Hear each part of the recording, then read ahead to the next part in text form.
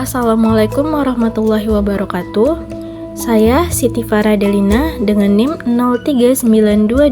0392241473 sebagai mahasiswa PPG Calon Guru Gelombang 2 tahun 2024 Universitas Pakuan akan menjelaskan mengenai penerapan scaffolding dalam mata pelajaran Bahasa Indonesia yang dibuat untuk memenuhi tugas ujian akhir semester 1 mata kuliah Perspektif Sosiokultural dalam Pendidikan yang diampu oleh Ibu Resy Abdul Ghani MPD.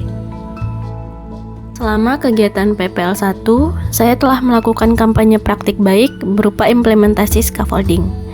Implementasi scaffolding yang saya lakukan yaitu di kelas 3B pada materi cerita pendek. Pembelajaran ini menggunakan pendekatan CRT dengan model pembelajaran Problem Based Learning atau PBL dan menggunakan metode ceramah, tanya jawab, diskusi, dan juga penugasan. Permasalahan yang melatar belakangi studi kasus tersebut yaitu siswa kelas 3 pada salah satu SD negeri di Bogor mengalami kesulitan dalam membaca sebuah paragraf dan memahami maknanya. Kemampuan awal siswa sudah bisa membaca kata-kata sederhana dengan lancar, tetapi sering terhenti saat membaca kalimat panjang. Siswa kesulitan menghubungkan informasi dalam sebuah paragraf untuk memahami makna keseluruhan. Lalu, zona proksimal perkembangannya, dengan sedikit bantuan, siswa sebenarnya mampu memahami paragraf jika diberikan panduan atau penjelasan secara bertahap. Masalah ini menjadi perhatian karena guru memperhatikan bahwa siswa mulai merasa frustasi saat pelajaran membaca dan sering menghindari tugas-tugas tersebut. Jika tidak diberi bantuan, kemampuan membaca dan pemahaman siswa tersebut pun mungkin akan terhambat. Sebelum saya menjelaskan langkah-langkah scaffolding yang akan saya berikan kepada siswa, saya akan menjelaskan terlebih dahulu mengenai apa itu scaffolding.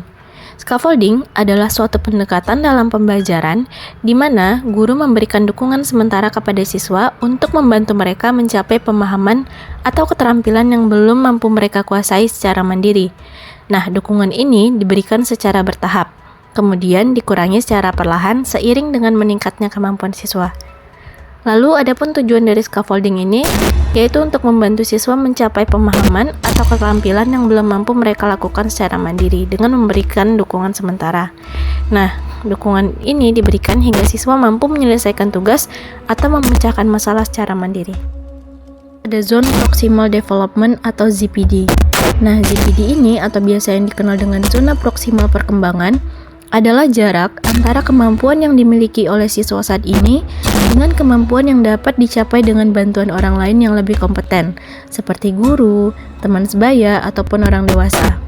Nah, hubungan ZPD dengan scaffolding yaitu adalah scaffolding adalah metode atau strategi untuk memberikan dukungan kepada siswa yang masih berada dalam ZPD. Nah, guru memberikan bantuan yang disesuaikan dengan kebutuhan siswa dan secara bertahap menguranginya seiring dengan meningkatnya kemampuan siswa tersebut. Lalu, langkah-langkah apa saja yang bisa kita lakukan untuk membantu siswa-siswa tersebut? Berikut ini adalah langkah-langkah scaffolding yang saya berikan untuk membantu mereka. Yang pertama, mengidentifikasi kebutuhan khusus mereka. Saya melakukan observasi untuk memahami area yang menjadi kendala utama siswa. Apakah ia kesulitan mengenali kata-kata baru? Apakah mereka kesulitan menghubungkan ide antar kalimat? Ataupun setelah observasi, ditemukan bahwa mereka kesulitan dalam memahami hubungan antar kalimat dalam sebuah paragraf. Kedua yaitu pengenalan konsep dasar atau modeling. Nah, saya memberikan contoh dengan membacakan kalimat pendek secara langsung sambil memberikan panduan langsung kepada siswa. Nah, di sini saya membacakan sebuah paragraf pendek dengan suara lantang, menunjukkan intonasi, penekanan kata kunci, dan jeda pada tanda baca. Saya juga menjelaskan pikirannya secara verbal untuk menunjukkan cara memahami paragraf. Seperti, kalimat pertama ini menjelaskan siapa tokohnya. Kalimat kedua memberitahu apa yang dilakukan tokoh tersebut. Lalu, saya juga menunjukkan bagaimana menemukan kata-kata kunci dan menggaris bawahinya.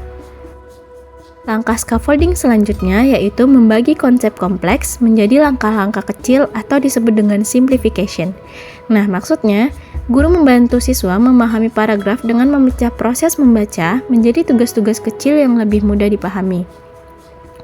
Nah, langkah-langkahnya di sini yaitu saya membagi paragraf menjadi kalimat-kalimat pendek. Contohnya, jika ada paragraf 3 kalimat, saya meminta siswa untuk membaca 1 kalimat terlebih dahulu. Lalu setelah membaca setiap kalimat, saya mengajukan pertanyaan sederhana seperti, apa yang terjadi dalam kalimat ini? Lalu siapa yang disebutkan di sini? Setelah itu, saya mengajarkan cara mencari kata kunci dalam kalimat tersebut, seperti nama tokoh atau tindakan utama. Lalu, saya meminta siswa tersebut menyusun rangkuman singkat untuk setiap kalimat sebelum melanjutkan ke kalimat berikutnya. Langkah selanjutnya adalah fading atau pemberian tantangan mandiri secara bertahap. Maksudnya, guru mulai mengurangi bantuan secara bertahap agar siswa dapat membaca dan memahami paragraf secara mandiri. Nah, langkah pertama yang saya lakukan yaitu saya meminta siswa membaca paragraf yang sama secara mandiri, tetapi tetap memberikan bantuan kecil jika diperlukan, seperti mengingatkan cara mencari kata kunci ataupun cara membaca yang baik. Lalu setelah siswa merasa lebih percaya diri, saya memberikan teks yang sedikit lebih sulit untuk dibaca sendiri tanpa intervensi langsung. Lalu saya memberikan pertanyaan panduan sederhana seperti, apa ide utama paragraf ini? Lalu, apa yang kamu pahami dari teks ini?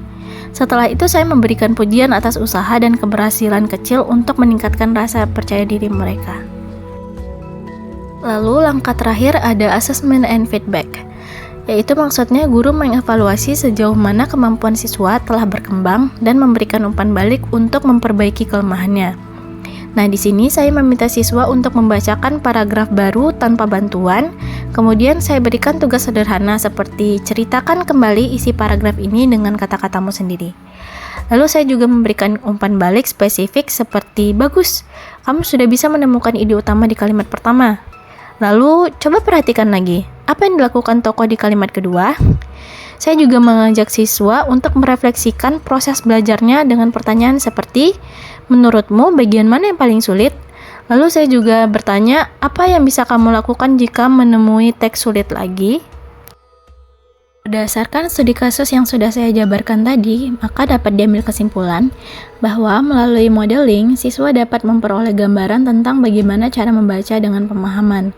Lalu dengan simplification, tugas membaca kompleks dibagi menjadi langkah-langkah kecil yang lebih mudah dikelola. Lalu dengan fading, siswa dilatih untuk membaca secara mandiri dengan tantangan bertahap. Dan akhirnya melalui assessment and feedback, siswa mendapatkan penilaian yang jelas dan refleksi untuk terus meningkatkan kemampuannya. Nah, proses ini menunjukkan bagaimana scaffolding dapat membantu siswa berkembang dari ketergantungan menuju kemandirian belajar. Itulah tadi penjelasan mengenai implementasi scaffolding dalam mata pelajaran Bahasa Indonesia di kelas 3. Semoga bermanfaat. Assalamualaikum warahmatullahi wabarakatuh.